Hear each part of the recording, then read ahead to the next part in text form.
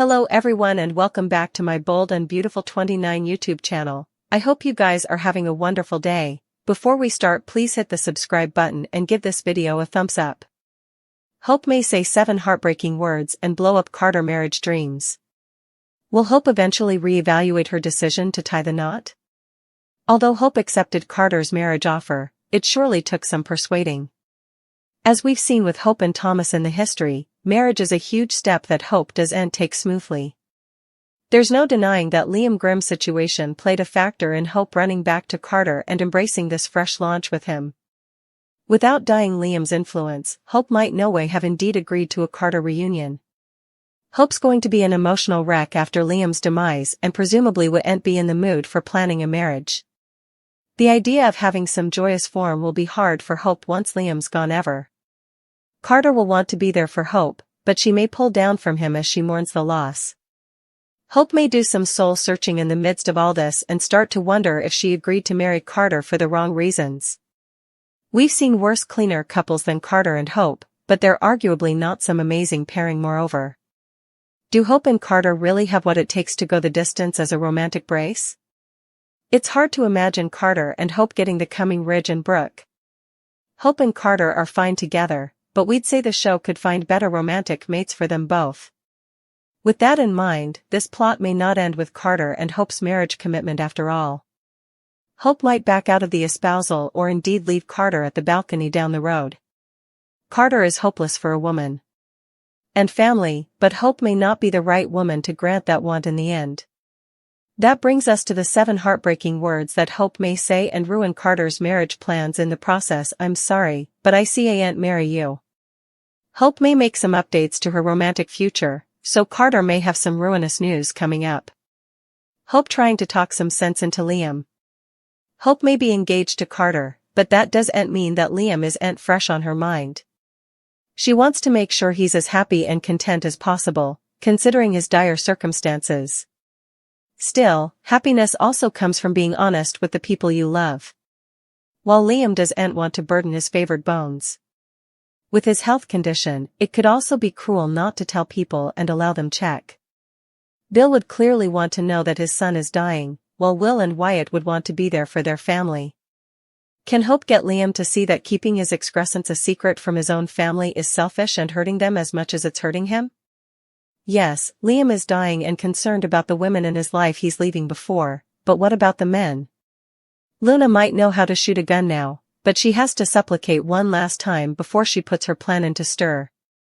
So, she visits Finn again and pleads with him to just let her into his life. After Poppy visit, Finn knows that Luna is further deranged than ever and wants to have nothing to do with her. That's the final straw for Luna. She has been rejected by everyone multiple times and doesn't understand why. Her crimes were cancelled, which means she's a new person now and everyone needs to forgive her for boggling 2 men for no real reason. Luna is ready now. She isn't going to let Steffi ruin her life presently. She's going to have Finn as her pater. Indeed, if she has to kill just one further time to make that be. Hope wants Carter to know the verity. The wiretapping session he endured at Brooke Luxuriant Estate gave him the wrong print that Hope intends to change. But she doesn't know what lies ahead for Liam. His inoperable brain mass may lead to his death laterally this year. However, Carter will probably take Liam's place in Hope's heart as Clifton's character wants, if so. Still, Liam could cheat death through an adulatory phenomenon. That outgrowth would please observers by keeping a solid actor in the cast and presenting Hope with a dilemma she's unrehearsed for. The below reference is lingo and impertinence, pertaining to the groundbreaking sitcom that galvanized cult. But it also references the family Hope wants to restore with Liam. Carter demanded environment when he eavesdropped Hope passionately telling Liam that she wanted their family to spend as important time as possible together. Learning the details about Liam's opinion will naturally alter Carter's perspective. He lately told Daphne that he has a good job in Musketeers, but lacks a woman and a family. Hope appeared to be the reremost woman who could allow Carter's dreams to be realized, and that still might be. Beyond beating this apparent terminal condition, all Liam wanted was for the 2 women he loved to make peace. Thankfully, Steffi made it be. Deciding to seek Hope out and tell her about Liam's condition was smart. But also Steffi went a step beyond relaying the sobering, shocking news. She asked Hope to return to Forrester Creations. The two women who bore Liam's children were moved to gashes, realizing that their differences were a hedge to uniting to support the father of their children now. Hope's joy in having a path back to FC is absolute and incontinently lifts the burden she's been carrying these months. The outgrowth Liam is still hoping for involves the mass on his brain being managed or dissolved. But for that to be, a significant medical advance must take place. A phenomenon could play out with procedures or medicinal cures not getting the result. It's possible that Liam's evident cancer could vanish. That climax is beyond this adulatory world. So, Hope will be there to support Liam and presumably restore her relationship with Carter as that happens. But Daphne also wants a life with Carter, winking at the possibility that she'll achieve that thing and that Hope and Liam's family revives. Sheila making a plea to Poppy regarding Luna, while Remy ends up intentionally helping Luna. Sheila, Kimberlyn Brown, has realized that her new granddaughter, Luna, Lisa Yamada, has gone off the deep end.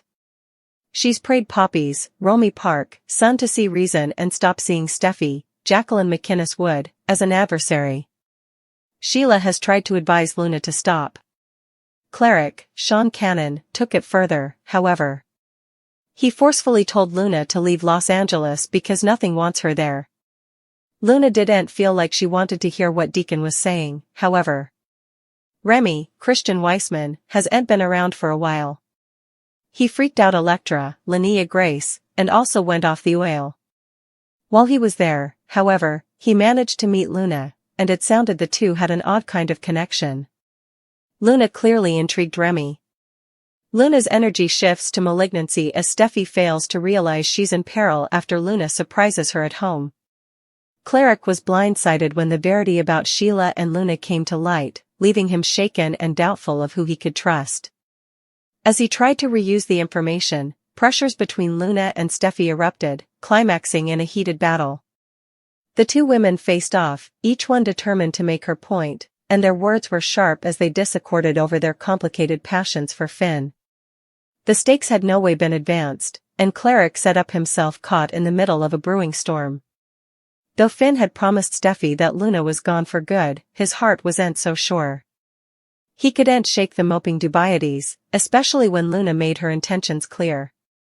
She laid the blame exactly on Steffi's shoulders, criminating her of being the reason she'd lost everything, including Finn's love. Steffi, caught off guard by Luna's fury, plotted to defend herself while keeping her family complete. Finn's conflict only strengthened as he realized Luna's hold on him was far from over. Luna set a revengeful plan in stir, one that would bring Steffi down formally and for all. Her bitterness and resentment fueled her every move, and it was clear that she wasn't going to back down fluently. Meanwhile, Ridge's unanticipated appearance intruded a kiss between Electra and Will, transferring shockwaves through the group. As pressure coddled, Ridge sparked a tense discussion about Luna's growing influence, and everyone began to question just how far she was willing to go to get what she wanted. Sheila's stunning disclosure rocked Deacon's world, leaving him reeling as he tried to make sense of the situation. Sheila's secret was far more complicated than Cleric had ever imagined, and the impact it would have on their lives was inarguable. Meanwhile, Luna's charge for vengeance escalated, and Steffi set up herself in the crosshairs. With Luna's every move calculated to hurt those who stood in her way, Steffi knew that the battle was far from over and that she'd have to fight harder than ever to cover her family. Sheila opened up to Poppy about her deep concern for Steffi and Luna, revealing her fears about the raising pressure and the dangerous path they were on. Though she wasn't exactly known for her nurturing side, Sheila's solicitude sounded genuine as she participated her anxieties. Meanwhile, Luna tried to work her magic on Bill, hoping to manipulate him to foster her own docket. Still, she was hit with a curveball that she hadn't anticipated, forcing her to review her strategy and figure out her coming move. Luna is contending her case to Finn in front of Steffi at the Sandhouse. She knows her father doesn't want to shut her out and shut her down. He says he doesn't want to but must, and Luna notes it's all because of Steffi. Finn says it's because of her and who she is. Steffi pipes up saying Finn knows exactly who she's and is guarding his family from her insanity. Luna begs her father to ignore Steffi and give her a chance.